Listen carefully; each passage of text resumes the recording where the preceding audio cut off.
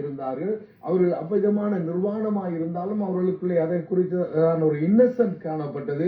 அது தவறாக காணப்படவில்லை. ஆனால் இப்பொழுது இந்த காரியம் வந்த பின்பதாகத்தான் தேவன் கேட்கிறார், யார் உனக்கு சொன்னது, நீ நிர்வாணியா இருக்கிறாய் என்று யார் உனக்கு சொன்னது என்று சொல்லி கேட்கிறார். அங்க என்ன, பிசாசானவன் வரும் பொழுது மனிதர்களுக்குள்ள இருக்கிறதான அந்த ஃபெலோஷிப்பை, ஐக்கியத்தை அவன் நிர்மூலமாக்கி விடுகிறான். அதுக்கு பின்பதாகத்தான் ஆதாமை பார்க்கிறோம். அவன் போய் ஓடி ஒளிந்து கொள்கிறான். தேவன் திரும்ப கூப்பிடுகிறார். அவர்களுக்காக ஒரு மிருகம் அடிக்கப்படுகிறது.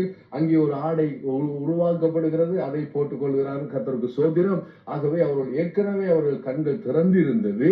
ஆனா ஆவிக்குரிய கண்கள் தேவனுடைய வார்த்தையை மீறிய பொழுதுதான் அவர்கள் ஆவிக்குரிய கண்கள் திறக்கப்பட்டு தாங்கள் நிர்வாணிகள், தாங்கள் தவறு செய்து விட்டோம் என்று சொல்கிற குற்றத்தை அவர்கள் நினைக்க தொடங்குகிறார்கள். ஆகவே பெர்ஃபெக்டாக ஆதாமும் ஏவாளும் சிருஷ்டிக்கப்பட்டார்கள், நன்றாக இருந்தார்கள். கர்த்தருக்கு ஸ்தோத்திரம். சரி, நீங்கள் இன்னொரு காரியத்தை சொன்னீர்கள்.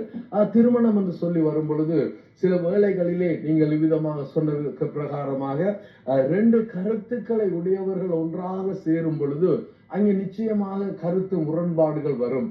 கருத்து முரண்பாடுகள் வந்திருக்கிறது. கருத்து முரண்பாடுகளின் நிமித்தமாக சில பிரிவினைகளும் வந்திருக்கிறதை நாங்கள் பார்க்கிறோம். ஆகவே திருமணம் என்று சொல்லி ஒருவர் வருவாரா இருந்தால் அது கணவனா இருக்கலாம், மனைவியா இருக்கலாம், அல்லது ரெண்டு வாலிபர்களா இருக்கலாம்.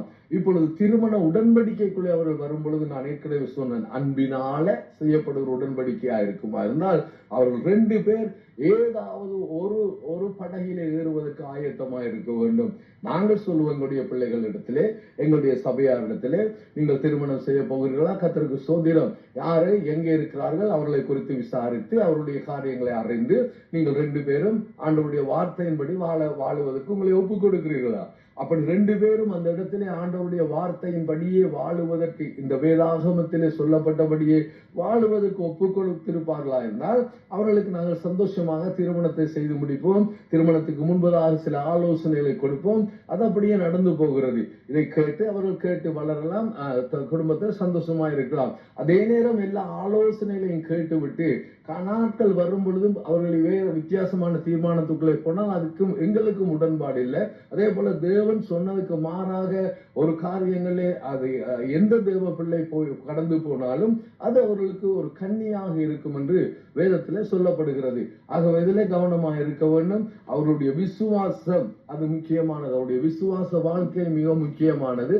அதனாலே அவர்கள் ஒருமனப்பட்டு ஒரு விசுவாசத்தோடு கூட இணைந்து அந்த திருமண வாழ்க்கைக்குள்ளே கடந்து போகும் பொழுது அது அவர்களுக்கு நிச்சயமாக ஒரு ஆசீர்வாதமாக இருக்கும். சொன்ன பிரகாரம் நீங்கள் மாறி சொன்னீர்கள், நாங்கள் இப்படி சொன்னோம். அன்பில ஒரு அஸ்திவாரமா இருக்குமா இருந்தால் அந்த அன்பில கட்டப்படுகிறதான ஒரு வாழ்க்கை அது ஃபெய்த்ஃபுல்னஸ், விசுவாசம் உள்ள வாழ்க்கையா இருக்கும். ஒருவருக்காக ஒருவர் அந்த அன்பின் நிமித்தமாக விட்டு கொடுத்து வாழ்ந்து கொண்டு போகும் பொழுது அந்த வாழ்க்கை ஆசீர்வாதமாக ஒரு மலை மேல இருக்கிற பட்டணத்தை போல இருக்கும். அதுக்கு ஆண்டவராய் இயேசு ஒரு நல்ல ஆசீர்வாதமான வார்த்தையை கொடுத்தார்.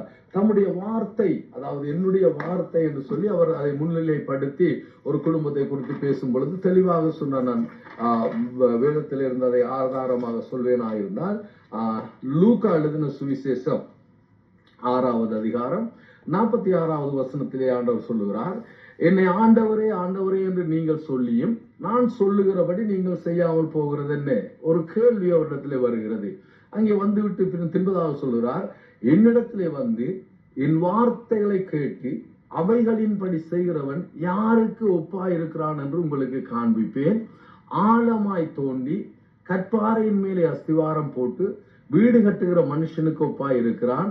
பெருவெள்ளம் வந்து நீரோட்டம் அந்த வீட்டின் மேல் மோதியும் அதை அசைக்க கூடாமல் போயிற்று. ஏனென்றால் அது கண்மலையின் மேலே அஸ்திவாரம் போடப்பட்டிருந்தது. இங்கே தேவன் சொல்லுகிற காரியம் என்ன? தன்மேலே தன்னுடைய வார்த்தையின்படி என்று வருகிறீர்கள், நல்ல காரியம்.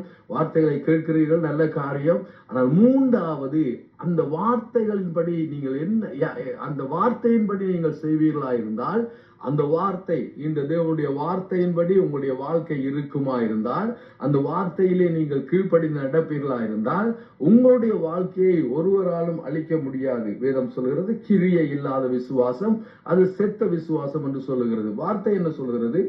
ஆழமாக தோண்டி கற்பாறையின் மேலே அஸ்திவாரம் போட்டு வீடு கட்டுகிற ஒரு மனுஷனுக்கு ஒப்பாயிருக்கிறான். பெருவெள்ளம் வந்து நீரோட்டம் அந்த வீட்டின் மேல் மோதியும் அதை அசைக்க கூடாமல் போயிற்று. ஏனென்றால் அது கண்மலையின் மேலே அஸ்திவாரம் போடப்பட்டிருந்தது.